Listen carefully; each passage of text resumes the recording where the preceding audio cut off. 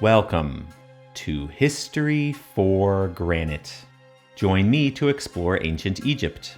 Please subscribe, and together we'll uncover secrets from the past written in stone. The three largest pyramids built by Pharaoh Sneferu have confounded explorers and researchers since antiquity. At first, it was unknown who built these mighty pyramids, as history had long forgotten their origin. Later, the mystery deepened when archaeology determined Sneferu was the only pharaoh that could be associated with all three pyramids, and thus likely constructed all of them during his reign. This seemed so improbable that for a long time many Egyptologists held out that the earlier pharaoh Huni must have been responsible for the Meidum Pyramid's early stepped design. It was suggested that Sneferu only completed the smooth and final casing stage afterwards. But no inscription or connection to Huni has turned up at Meidum, so the only evidence-based conclusion is that Sneferu built three of the 6 largest pyramids of Egypt's Old Kingdom. When looking backwards and evaluating Sneferu's actions based upon later pharaohs, building 3 enormous pyramids seems highly illogical. After all, a king only needs 1 pyramid to be buried within, so why go to such trouble as to build 3 of them? The excessive construction gave rise to interpretations that 1 or 2 of Sneferu's pyramids must have been defective or inadequate, and that the 3 pyramids represented a sequence of trial and error. This idea was supported superficially by the fact that the 3 pyramids are constructed with different designs and had entirely different sloping angles. Of course, knowledge gained from each construction would inform the next, but this does not mean any pyramid was inherently flawed compared to its successor. Ultimately, because the Red Pyramid was built with the largest chambers and finished towards the end of Sneferu's reign, many Egyptologists have favored it as the only successful pyramid of the 3 and the final resting place for the pharaoh. But there is an enormous problem with designating any of Sneferu's pyramids as a burial location. The problem is that none of the pyramids have any traces of a stone sarcophagus. The pyramid complexes before and after Sneferu contain stone sarcophagi, so shouldn't we expect one in each of these pyramids as well? In a previous video, I analyzed this 3-pyramid problem and demonstrated that even though the Red Pyramid's upper chamber is entirely ruined, the physical evidence indicates this was done by the builders, and thus no sarcophagus would have ever been present there. But if none of Sneferu's pyramids were used for his burial, what other location could possibly be suitable for such a powerful king? In fact, there is a highly conspicuous tomb sitting in plain sight that seems only fit for an individual of the highest rank in Egyptian society. This tomb, known as Mastaba 17, sits as close as possible to the Meidum Pyramid, just beyond its enclosure wall on the northeast side. It is one of the largest mastabas ever built, and sits distinctly in isolation near the Meidum Pyramid. For a sense of scale, it's nearly identical in size to the second largest mastaba at Giza, known as G7510, which was the resting place of Vizier Ankaf, who may have been a son of Sneferu and Khufu's half-brother. There is also a slightly larger mastaba at Meidum, known as Mastaba 16, and it was the resting place of Nefermat and his wife Atet. Nefermat was also a vizier, presumably of Sneferu, and perhaps also his son and a half-brother of Khufu as well. At any rate, we have the highest-ranking officials of Sneferu and Khufu in these oversized mastabas, and then the similarly large Mastaba 17, which has no inscriptions to indicate its prior occupant. This has caused Egyptology to presume that the owner was some unknown prince for which no evidence of his name or title has ever been found. However, the large size of Mastaba 17 isn't what makes the tomb distinct. Rather, it is the architecture and location which elevates it to a status that may only be fit for a king. I want to thank independent researcher Keith Hamilton for his landmark guide to this mastaba, which does an amazing job at highlighting its many special characteristics. Thanks also to the Isida Project team for photos of Mastaba 17 and other ancient sites, which enables independent research. A close look at this tomb reveals how much it stands out even compared to the other mighty mastabas of its era. The most notable feature is the enormous granite sarcophagus. This is the earliest granite sarcophagus known, and the only one to predate the Giza necropolis of Khufu. The other mastabas at Meidum used wooden sarcophagi, including that of Nefermat, who would have been the highest-ranking official of his time. The only person above a vizier in Old Kingdom Egypt was a pharaoh, and thus it seems Sneferu would be the only person fit for such a sarcophagus. It's thicker and heavier than the Great Pyramid sarcophagus, and it shows the highest level of craftsmanship. So conspicuous is this coffer that you could make a strong case for Sneferu being its occupant without other supporting evidence. But even if I've already won you over with this idea, let me say that this only deepens the mystery of how the pyramids of Sneferu evolved into the Great Pyramid at Giza. Let's now look at the physical evidence to reveal how we might understand the history of this amazing era. One could make a strong case that Mastaba 17 was the most secure mastaba ever built in the Old Kingdom. Perhaps the simplest reason for this is it had no entrance constructed to reach its chambers. The occupant must have died before construction or at the very start of it, because after the chambers were roofed over, there was no way to gain entrance without tunneling all the way through. The entire substructure was sunk into a pit in the bedrock, then covered with the mastaba superstructure above. Flinders Petrie was the first archaeologist who attempted to enter. He sunk an enormous pit, 48 feet deep from the middle of the structure to its northern end, but the lack of an entrance passage confounded this effort. 19 years later, he returned to finish the job and eventually dug deep and wide enough to penetrate to the northern edge of a passage leading to the burial chamber. Amazingly, Petrie's point of entrance directly bypassed a short section of plugs that filled up a dead-end passage. These plugs are apparently superfluous to the security of Mastaba 17. The approximately 7-meter-long passage dead ends into the bedrock. There was no access to be gained through it. Hypothetically speaking, there is a narrow gap between the bedrock and the passage from which plugs could have been dropped into the passage from above, but no vertical shaft was found that might have facilitated this. It seems that the plugs were most likely set into the passage while it was being constructed. Furthermore, if it had been intended for the passage to connect to the outside, the builders would have excavated the bedrock for this passage from the beginning. A standard building practice is to fully excavate the bedrock first before you start building chambers and passages into it. Additionally, the bottom of the plugged passage grows taller than the plugs themselves, meaning one can simply crawl over the plugs at the bottom. This, in fact, is exactly what Flinders Petrie did when he first penetrated that very section by chance. The plugs have since found their way out of this short passage and been moved into other parts of the mastaba substructure. Viewers of this channel will recall my explanation that Egyptology has misinterpreted the plugging of pyramids, which was very minimal, and these plugs are another example of this. One could assert these plugs are dummy architecture in that they don't secure an entrance to the mastaba. In fact, Mastaba 17 would have been more secure without the plugs or the passage existing at all.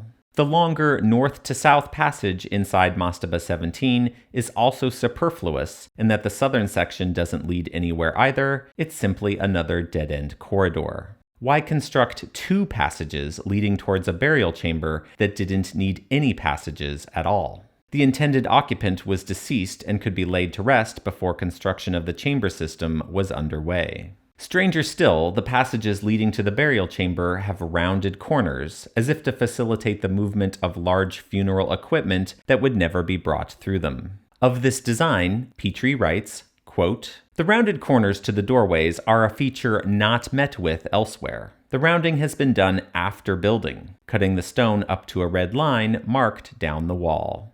End quote. But despite Mastaba 17 being constructed for someone who was already dead, it was built with great care and monumental architecture that rivaled the pyramids of Sneferu. The ceiling blocks that cover the chamber are gigantic. Flinders Petrie calculated one of them as about 1.27 meters thick, 2.63 meters tall, and 5.53 meters wide, weighing approximately 38 tons. This is larger than even the most oversized blocks inside the Red Pyramid, which cover the entrances to its chambers. Also, the other large mastabas at Meidum have comparatively tiny chambers. Vizier Nefermat's burial chamber in Mastaba 16 is only 2 by 3 meters in size. They also don't have mysterious dead-end corridors. The chambers simply lie against a vertical shaft, which is filled up afterwards. In many elite mastabas, the highest officials in Egypt were buried with their wives. Prince Nefermat shares a twin burial with his wife Atet, and Prince Rahotep was buried with his wife Nefret, famously enshrined with these statues, a masterpiece of the Old Kingdom. Mastaba 17 was built in such a manner that was not designed for a spouse to be later entombed within it. Did ancient Egypt's most eligible bachelor die before finding love, or is there another explanation for this sole occupancy? Pharaohs of the Old Kingdom were entombed alone, and we can be confident this was also true for Sneferu. His wife Hetepheres, mother to Khufu, had her tomb secretly moved to an unmarked location at Giza, only discovered in the 20th century. It's also notable that while the Giza pyramids have smaller pyramids built for queens, none of Sneferu's satellite pyramids seem constructed to entomb a wife. The largest one next to the Bent Pyramid is also missing any traces of a burial or a sarcophagus. Ultimately, it is the timing for the construction of Mastaba 17 that offers the strongest evidence Sneferu was its likely occupant. The traditional Egyptology story is that Sneferu built a stepped pyramid here at Meidum first, and then for reasons unknown, decided to move his necropolis to Darshur with the construction of the Bent and Red pyramids. The old thinking is that each pyramid was a replacement for the previous one, and thus the bulk of Sneferu's reign would be constructing the complex at Darshur. But Sneferu never abandoned Meidum, and we can be confident this was never his intention because his sons and elites did not move their tombs to Darshur, but instead continued to build upon their mastabas at Meidum. We know this because these mastabas were refinished with new coatings of bricks after the structures were completed. The inner chapels of these mastabas became elongated or walled off after the new exteriors were added on. Why would the most powerful elites of society not instead rebuild at Darshur if it was to be the royal necropolis? Sneferu's son Nefermat and his wife Atet had 15 children, which demonstrates they did not die young and had plenty of opportunity to relocate if they desired. It's often assumed that another son of Sneferu named Khenefer took over the job as vizier after Nefermat must have died before him. Khenefer's tomb was Mastaba 28 at Darshur, about 1 mile east of the Red Pyramid. However, I don't see why both Nefermat and Khenefer couldn't be simultaneously responsible for their respective pyramids. It would be very difficult for one person to manage both projects at the same time, as they are about 28 miles apart as the crow flies. It seems intuitive that each son of Sneferu would choose to be buried near the pyramid they were responsible for, and Khenefer's burial is not evidence that Darshur replaced Meidum as a royal necropolis. Furthermore, the Meidum pyramid's causeway, temple, and stele were added, along with the smooth casing stones, at its final stage of construction, and this was after the Bent and Red pyramids were mostly completed. The Red Pyramid also did not have foundations for stele in its temple, and thus they probably never existed.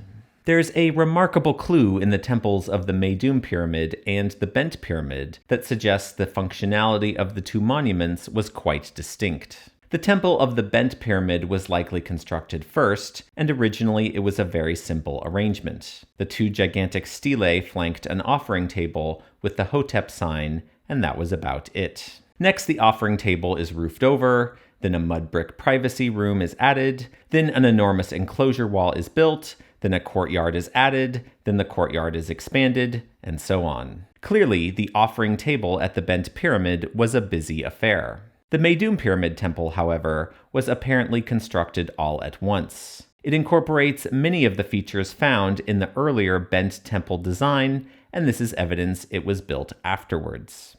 Amazingly, the centerpiece of these temples, the offering table, is in fact reversed at the Bent Pyramid. At the Meidum Pyramid, the offering table is oriented so that the offerings are received from the direction of the pyramid. At the Bent Pyramid Temple, however, the Hotep sign is read as if the offerings are being received by the worshippers who are visiting. Whatever the reason for this distinction, it's a significant clue that the roles of the Meidum and Bent pyramids were not the same. While the Meidum Pyramid was likely constructed early in Sneferu's reign, we know that this was not the case for Mastaba 17. The reason is that the superstructure of Mastaba 17 is made from limestone chips that came from the building of the pyramid itself. Gerald Wainwright, who excavated it with Flinders Petrie, writes, quote, "The mastaba was composed of clean limestone chips from the building of the pyramid, quite white and fresh on all sides. Had the mastaba been built of materials lying about at any time after the finishing of the pyramid, a great quantity of rubbish must have been included, as in the case of the dummy mastabas at Abydos, but this is conspicuous by its absence. The layers of the different throws are peculiarly even, running in level lines across the mastaba. Evidently, the material was not thrown in haphazard, but the work was so arranged that it was piled up to a certain height and leveled off smoothly, after which another layer was begun on top of that." End quotes. This description dates the construction of Mastaba 17 to around the end of Sneferu's reign, when the Meidum pyramid received its final smooth white casing stones. This timing is critical to understand why the location of Mastaba 17 is so important. The real estate next to a king's pyramid was exclusive to the elites of society. It's easy to see how the highest officials of the royal family would choose the best locations for their mastabas. At Meidum, Vizier Nefermat's mastaba is not only the largest, but also at the southern tip of a bluff, placing it closer to the pyramid than the other high officials. Similarly, at Giza, Vizier Ankof's oversized mastaba sits right in front of the plateau's edge in the most visible location. These prime locations would have been claimed early, and their large mastabas constructed well before the pyramid necropolis was completed. But unlike the Great Pyramids at Giza, Sneferu did not accommodate mastabas adjacent to his pyramids. The mastaba fields at Meidum and Darshur are notably separated from the pyramid itself. It was only Mastaba 17, built at the very end of Sneferu's reign, which was permitted to occupy a location next to his pyramid. Sometime later, other tiny mastabas crop up next to the Meidum pyramid, but these were not contemporary to Sneferu's reign. The only notable one, Mastaba 18, was actually built with the smashed remnants of pottery that was used in offerings at the Meidum pyramid. It must have taken a long time for that much pottery to accumulate for such a purpose.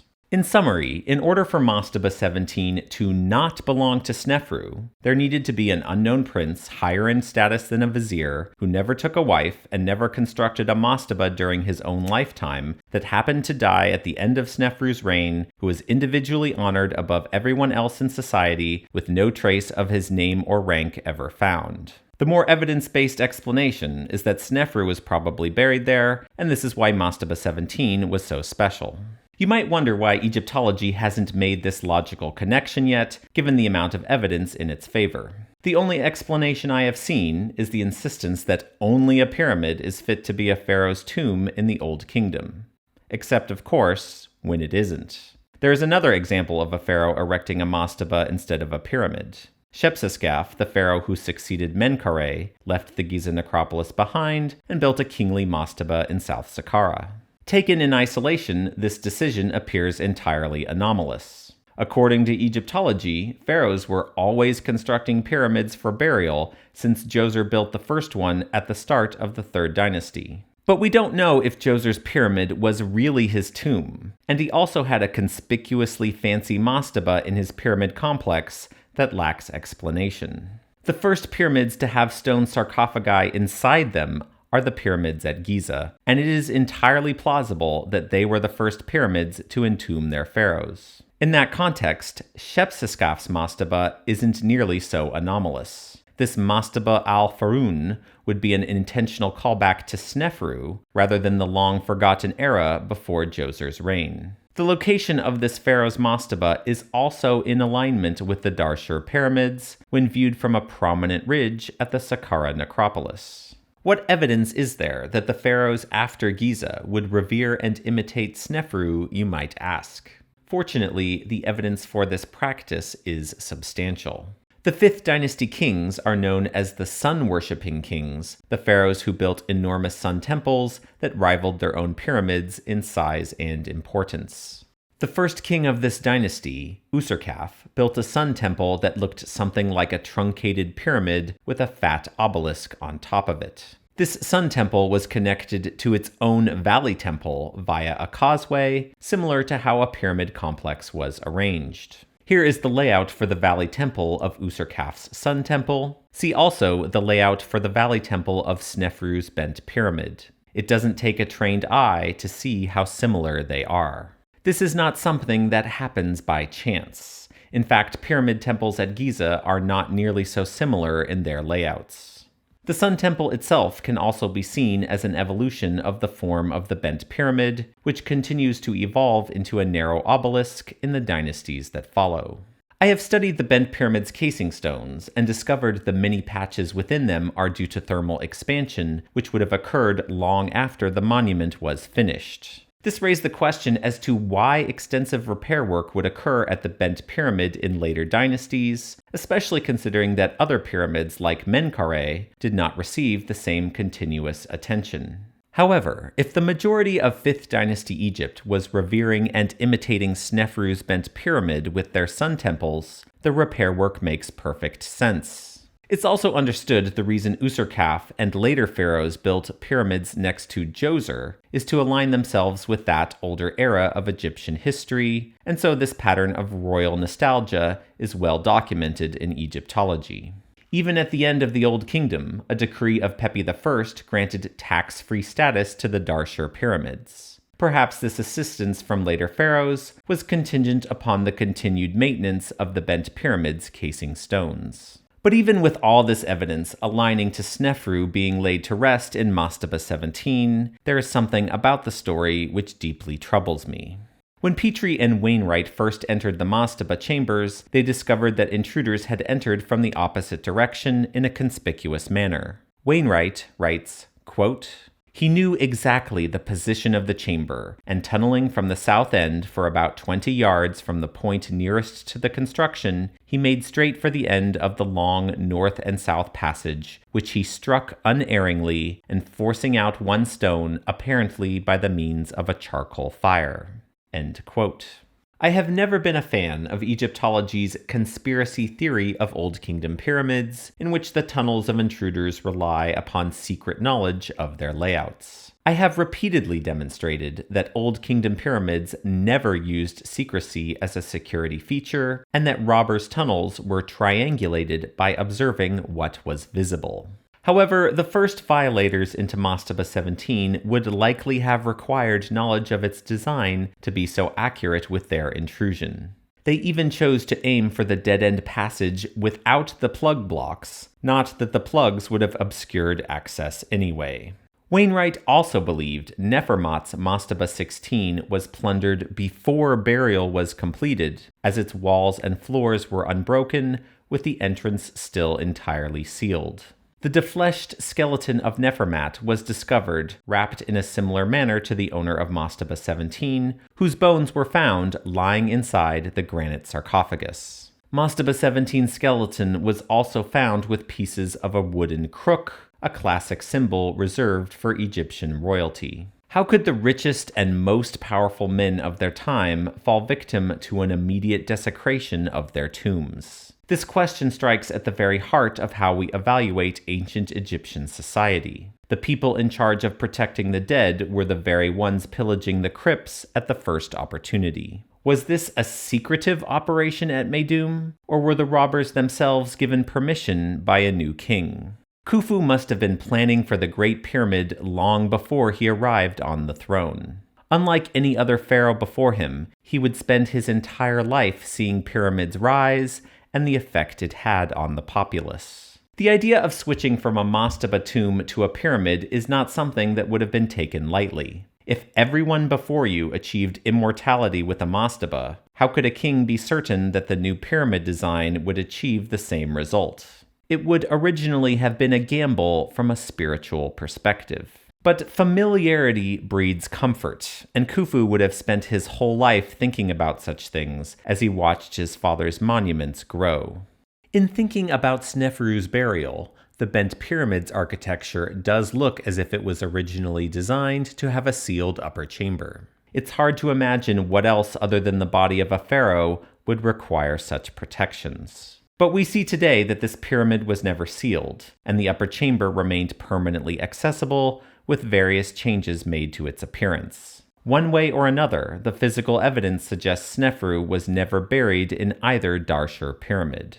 Ultimately, it would be the son Khufu that would decide his father's fate. Perhaps Mastaba 17 was the solution Khufu devised to appear reverent to his father, while making himself the first true sun god entombed within a pyramid itself. Maybe this was done after Sneferu's death and against his wishes, and this is why Mastaba 17 was built for an already deceased person. Who else but Khufu could commission a granite sarcophagus at this time in history?